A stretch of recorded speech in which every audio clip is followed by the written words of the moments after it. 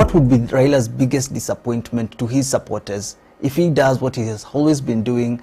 You say my partner will be very happy. You say we will be very happy. Conversation. If I would want to be very happy if Raila does nothing and retracts, because then he will avert a crisis. So from my part, he will have done my job. But would that be a good long-term solution? No, I'm getting there. Yes. So I'll be happy. For Raila, he will end his political career very miserably. Okay. Very miserably. But for me, I'll be happy. Now, to answer your question, unless you sort out this mess today, you are leaving it to your children, us. So we have to choose this. We have to choose this thing very well. We either sort out this thing ourselves, or we leave it to our children to sort it out in a bad way. Okay. And by our children, I don't mean we shall not be there. This thing can happen as soon as tomorrow, as soon as Monday, as soon as next week, as soon as 10 years from now, as soon as 30 years from now. That's why I'm expanding it and saying a country gains nothing by kicking the can down the road. Certain things, you must confront them. You must confront your demons and deal with them. Then you live at peace. The American people have their own problems. They also try to confront their own problems. Because without that, the nation cannot be happy. Germans have their own history, their own issues. They confront them. All countries have their own issues. Some countries choose not to confront what is the problem, their problem. They kick the can down the run. But soon things catch up with them. So for this country, if you ask me, I think it is time to once and for all get all of our demons and remove them from this country. We are so lucky. Compared to other countries, our problems are kindergarten problems. Our problems are just good elections. Number one. Once you have good elections, you put the right people in office through the right processes. So there are no issues of legitimacy. So that we don't spend so much money going into an election. So much money. Look, elections were over in August. We are still spending time and money on matters that should have ended in August. This is costing the country. As I sit with you here this minute, there must be some group of people seated somewhere in London or Tokyo de-investing from Kenya, making the decision to leave Kenya.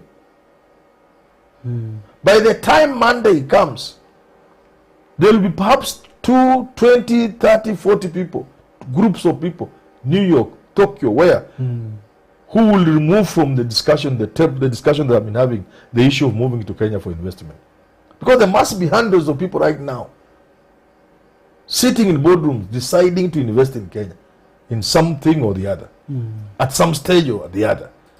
You quickly help them make the decision, say no, that's not how you grow a country. So we must sort out the issue of elections once and for all and set the country on a path of development, which again you will not be able to do if you do not deal with theft, corruption. Now, corruption thrives because those in office, if they got in office in not so clean a manner, the people who propped them there, because you know you are there, you are shaky in the office, you are shaky. When you are in the office and you are shaky, the people, Ngorokos down here, Buccaneers, they know you are shaky and they have propped you and they are also holding you up there. Those are the cartels now.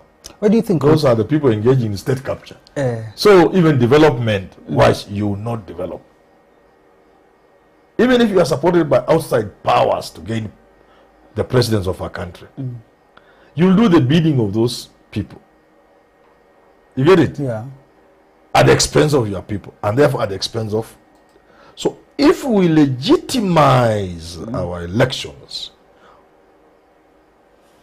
then those in power know they have the people's mandate, and they will not be held ransom by anybody. Okay? Yeah. They will have a few friends to reward here and there as normal, but they are not held in ransom. at ransom. If you are in Ruto's position and he wants to show that that he is the president, that he controls the country, that he cannot give in to Raila as he says his predecessors do. Yes. And Rigathi Gachagua says, we are the real Mau Mau. You guys do what you want. We will face you. If you're in Ruto's position now and you want to prove to the country that we can deal with Raila the way no other president did before, how can you deal with this situation? Or do you really have to have this conversation? I don't know. That's why I'm trying to urge them not to go in that direction. Because I really don't know. I've told you I don't know what the president can do. Honestly. In this time around, you really don't know. You know, I'm also, I don't know. I'm not a security expert. I've never been in government. I'm a small man. So maybe there is something they can do, but only I'm not seeing it. Somebody should not take me wrongly. My eyes, I'm even putting on glasses to try and see this thing the president can do if people spill into the streets. I'm not seeing it. Maybe there is. Or maybe he has tactics. Maybe he's waiting the last moment and he can call Raila and tell him, maybe he knows. But I always want to avoid situations of pushing something until it could be too late. What would you say is the biggest problem we have in this country, and what has led to this situation we are in with Raila's mass action, cost of living, Ruto and Rigathi refusal to listen to Raila's conversation and plea to reduce the cost of living? They're saying they are, but we're not really seeing some good action on the ground. If you're listening to IMF and the World Bank and failing to lower the prices of commodities. So we find ourselves there. Now, even though we are there because we are Kenyans, there should be room for us to find it within our hearts to sit down as brothers and sisters. In the manner in which Orengo said in Sia when Ruto was there. On the table of brotherhood. Not about the handshake. Just on the table of brotherhood. Because this is our country. And it's more of our children's country than ourselves.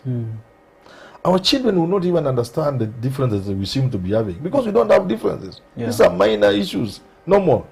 So the problem now we find ourselves in is we have a president and an opposition leader who are maintaining very hard stands as we approach a very critical moment in our history where we could lose it all.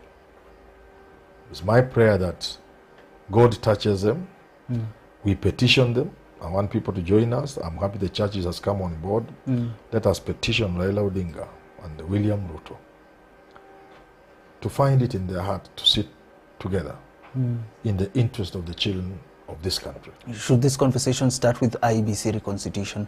That would be an obvious. We don't reconstitute IEBC. Me, when people talk, even Raila talk of IEBC, I just laugh. IEBC is a small matter.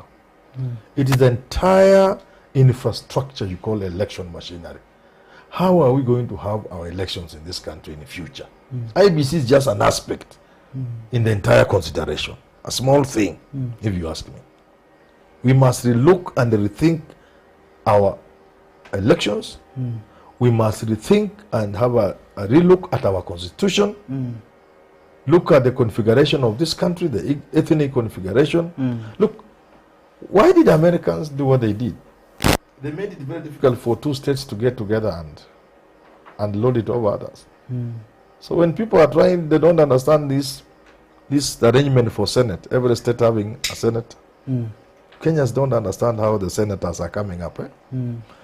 Many people, they also don't understand why America has the electoral college. These are balances so that because you look at the configuration of your country, you say this is Kenya. Kenya has communities that are somehow different. They never knew each other that well, but they find themselves in a country called Kenya. How can they live in this country peacefully? So as you are designing your constitution, you look at that more than looking at other constitutions. In the last constitution we had, people were looking at what is in America, what is in South Africa, civil society, human rights things. They failed to look at the country itself in terms of the people who constitute Kenya. What things bring them together? What things could put them apart? What things could create conflict between these different groups? And how can you mitigate that by having the architecture of your constitution addressing those differences?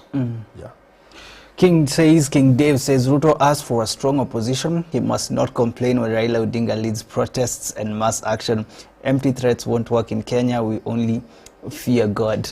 Well, this is the active and opposition. Going to the streets is not offering opposition. Yeah. That's leading to anarchy. Yeah. You brought that one again. The president asked for opposition from the opposition, but Raila is not giving opposition. He's giving anarchy. Okay. Maybe a good place to wrap up our conversation. No, we cannot wrap up on anarchy. We must to go down. Raila's mass action. No, we must wrap up on a good note. Things can be better. They should be better. I'm going to push together with people. I hope in the remaining few days. I don't want to disclose a number of things, but because this is strategy. I hope one day to be able to sit with these gentlemen, together with my people, my team, and tell them, let's talk. No, you cannot want power that bad to put the country at the risk of disintegration. It can't be. It won't even be worth it. I would not want to be president when so many people have suffered just so that I can be president. I don't think it's not even sweet. It can't be sweet. And therefore, I believe, as indeed many Kenyans would do, that there's room for Raila Odinga and William Ruto to sit together. Not about the handshake. I, for one, cannot even support the handshake. Not this particular. The handshake served its purpose. I supported it. Now I would not support it. But I would support people sitting together, finding common ground, and agreeing on certain things that can push this country forward.